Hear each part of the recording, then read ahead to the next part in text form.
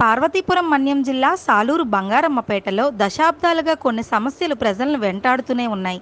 ఏ government వచ్చినప్పటికీ, ఏ అధికారం వచ్చినప్పటికీ ఆ ప్రాంతంలో తాగునీరు, డ్రైనేజీ, రోడ్ల సమస్యలు ఎప్పటికీ తీరడం లేదని, సుమారు 40 ఇళ్లకు ఒకే కొలాయి, ఒకే బోరింగ్ ఉండడంతో ప్రజలు మంచినీటి కోసం తీవ్ర ఇబ్బందులు పడుతున్నామని, అదేవిధంగా రోడ్డుకు ఆ ప్రాంతం కొద్దిగా కింది భాగంలో ఉండడంతో వర్షపు నీరు మొత్తం ఆ ప్రాంతంలో చేరడం వల్ల విషపురుగులతో, దుర్వాసనతో నిత్య నరకం అనుభవిస్తున్నట్లు స్థానికులు చెబుతున్నారు.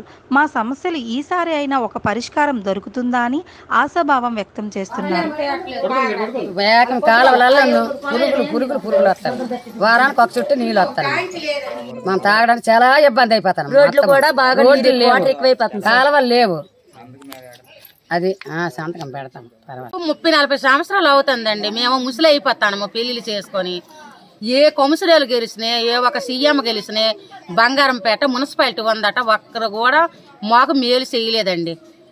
ఈ నీరు వాటర్ నీరు ఎక్కడ పడితే అక్కడ ఉండిపోతుంది. ఈ నీరు తెల్లవోరేసరికి ఒక్క కొలాయి 3 ఈదులు, ఏ ఈది కూడా ఒక బోరింగ్ కూడా తీయట్లేదు. ఒక్కలు తెల్లవోరేసరికి ఒక్కరోజు కూడా మా వీధికి ఎవరు కూడా కనీసం ఇంకా రోడ్లు వేయడానికి కానీ, ఒక కాలువ తీయడానికి కానీ ఎవరు రావడం లేదు. రోజు డైలీ కూడా వాటర్ కూడా పడట్లేదు. వాటర్ వస్తున్నాయి కానీ మొత్తం బురదలు, పురుగులు, చీమలు ఇవే వస్తున్నాయి. మా వీధి మొత్తం వర్షం పడితే సముద్రం మునిగిపోయేటట్లు మునిగిపోతుందని కనీసం ఒక్కళ్ళు కూడా పట్టించుకోవట్లేదు. ఎంతో మంది నాయకులు వస్తున్నారు, చూస్తున్నారు, రోడ్లు అవి ఇవని మెజర్మెంట్లు తీసుకుంటున్నారు, వెళ్ళిపోతున్నారు. మమ్మల్ని నిలబెట్టేసి ఫోటోలు తీసుకుంటున్నారు, వెళ్ళిపోతున్నారు. కనీసం ఒకళ్ళు కూడా